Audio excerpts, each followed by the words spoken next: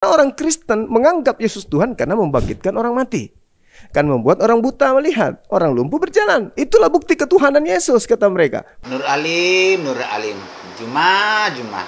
Saya heran, kenapa kamu kalau setiap berdakwah selalu menyakitkan orang Kristen? Menuduh-nuduh yang bukan-bukan. Saya ini asli orang Kristen, Juma. Saya asli Kristen, Nur Alim. Apa sih kamu itu selalu menyakiti hati orang Kristen?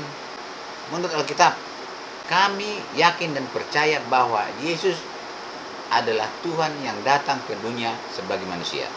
Mari saya buktikan bahwa Yesus adalah Tuhan yang datang ke dunia ini sebagai manusia.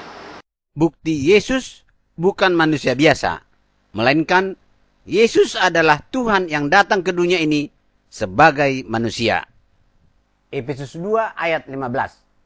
Sebab dengan matinya sebagai manusia, Yesus telah membatalkan hukum Taurat dengan segala perintah dan ketentuannya untuk menciptakan keduanya menjadi satu manusia baru di dalam dirinya, dan dengan itu mengadakan damai sejahtera. Filipi 2 ayat 8. Dan dalam keadaan sebagai manusia, Yesus telah merendahkan dirinya dan taat sampai mati, bahkan sampai mati di kayu salib. Matius 1 ayat 18. Kelahiran Yesus Kristus adalah seperti berikut. Pada waktu Maria, ibunya bertunangan dengan Yusuf, ternyata ia mengandung dari Roh Kudus sebelum mereka hidup sebagai suami istri. Mana ada manusia biasa lahir dari Roh Kudus, lahir tanpa ayah. Muhammad lahir dari keinginan laki-laki dan perempuan. Adam ada karena dibentuk dari tanah.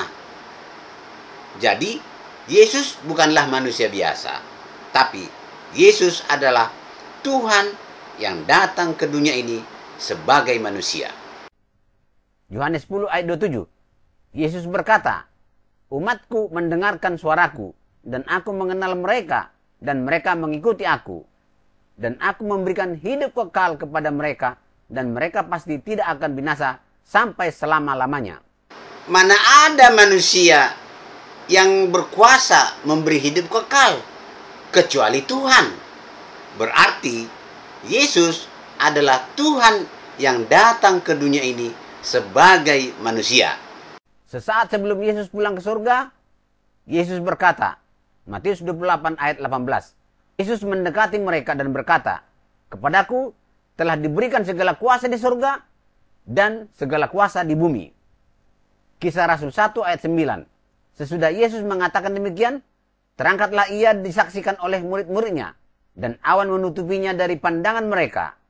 Ketika mereka sedang menatap ke langit waktu ia naik itu, tiba-tiba berdirilah dua orang yang berpakaian putih dekat mereka, dan berkata kepada mereka, "Hai orang-orang Galilea, mengapakah kamu berdiri melihat ke langit? Yesus ini yang terangkat ke surga meninggalkan kamu, akan datang kembali dengan cara yang sama seperti kamu melihat dia naik ke surga." Mana ada manusia biasa yang pulang ke surga, menerima segala kuasa di surga, menerima segala kuasa di bumi. Berarti Yesus adalah Tuhan yang datang ke dunia ini sebagai manusia biasa dan pulang ke surga menjadi Tuhan kembali seperti semula. Dalam dakwanya, Nur Alim berkata, Nah, kenapa dia dikatakan sebagai ciptaan? Karena kalau dikatakan dia Tuhan, Tuhan di mana dia?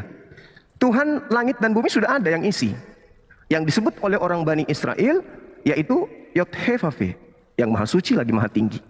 Jadi Yesus mau dapat posisi di mana dia? Di langit sudah ada Tuhan, di bumi juga sudah ada Tuhan. Dia Tuhan di mana kira-kira? Sementara Tuhan itu cuma satu.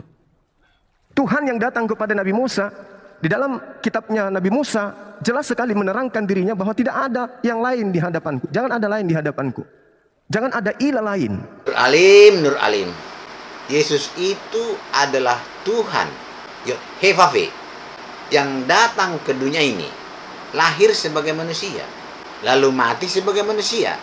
Kemudian bangkit hidup kembali oleh kuasa Tuhan, Yod-He-Vav-He, yang ada dalam dirinya.